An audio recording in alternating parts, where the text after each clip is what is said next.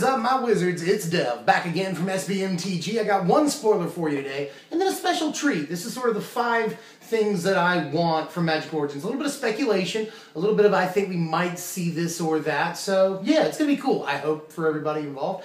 So yeah, let's go ahead and tell you about what we got today.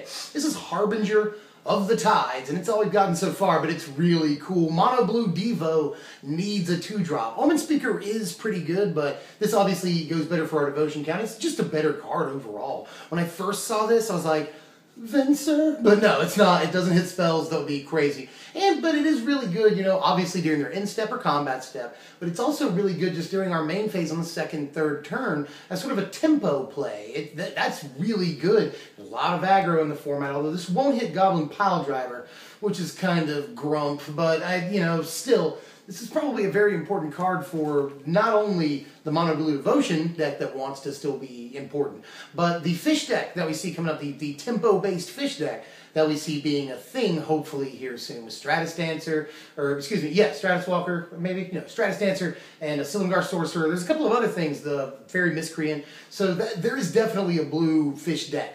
Maybe even blue-white, but definitely blue. And this card goes in it, and a couple of other things.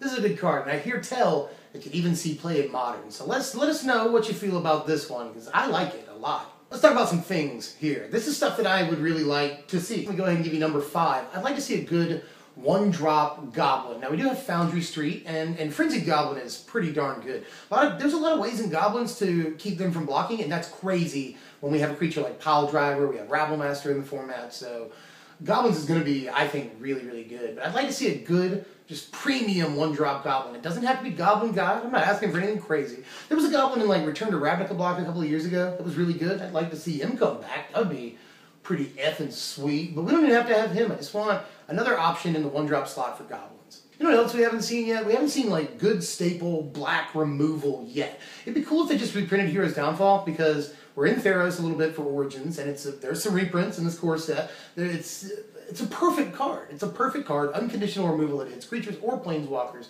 It'd be even cool though if we got like Murder back. And I'm sort of angling for Doomblade or Terror, but we have Ultimate Price, so I don't think we'll get those back in the format. But I would like to see just, you know, premium staple black removal. We're going to need that when Theros rotates. Although, again, we'll probably get some in Battle for Zendikar. Number 3, well, Blake Rasmussen already came out on Twitter and was like, we are definitely not reprinting Serum Visions in this set officially, which kind of sucks. Sam Stoddard has said he doesn't really want to print, you know, 1-drop, draw a card, like cantrips anymore, but I still think we might see some close approximation, hopefully, of that card in Magic Origins. Something like this would be pretty cool, although instant speed on this idea is pretty ridiculous. But, you know, it definitely, Serum Visions does this already, I think, but, you know, drawing a card and then scrying too, that's pretty controlled, honestly. Scrying and then drawing is nuts. So, I would like to see at least something resembling this. That'd be really cool. Number 2 here, I'd really like if they reprinted Honor of the Pure or Crusade or just something like that. We have Obelisk of Erd for, you know, Tribal, and then we have Spear of Heliod, but it's legendary, and these cards are really good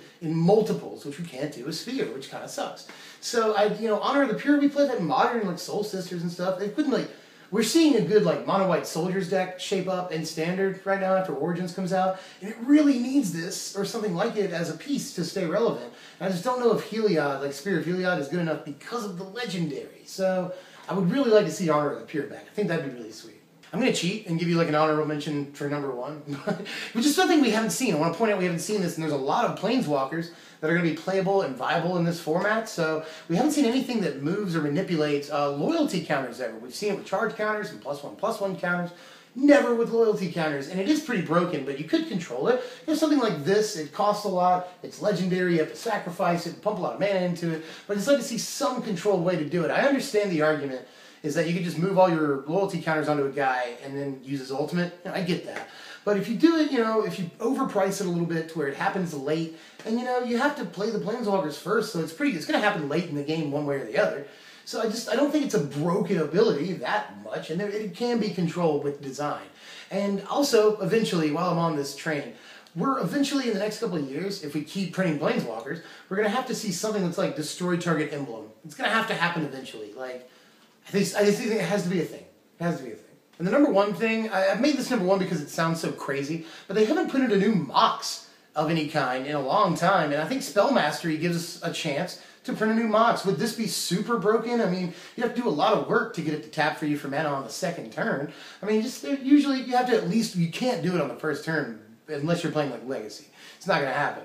So I just think that this is a fairly controlled way of printing a new Mox. You know, I could see this, and it probably wouldn't be outstandingly broken, but I'm also probably very wrong. Free mana is really, really good, although you have to work for this mana, and it's pretty impossible to do on the first turn in Standard, and for the most part Modern. So I can see this being a thing, but it's probably crazy. It's probably crazy, but you know, Origins takes us back to sort of the early days of Magic, and it's the last core set, so it's a celebration, and I'd like to see something like this. We've already gotten the pseudo reprint of Time Twister, so maybe they'll do a callback to some of the other Power 9 cards. I'd be really down for that. Well, that's all I've got for so far, Wizards, but remember to sub if you haven't done that yet. Please like, share, comment, subscribe, all those things, especially liking and sharing. Those do like so much good you wouldn't even believe. Just please hit thumbs up. That helps us so much. And we want to keep doing this. I've got 2 deck ideas coming up here. One being Mono Red Goblins with Magic Origins, as I've alluded to. The other being Boros Red White Burn with Soulfire Grandmaster, and a couple of Magic Origins cards. Exquisite Firecraft especially, Ravaging Blades, but more than just those 2. So let me know which one of those ideas sounds better to you, and I'll go ahead and put that one out for you. And my name is Devin from SBMTG. Always happy to be here with you. I'll see you later, my Wizards.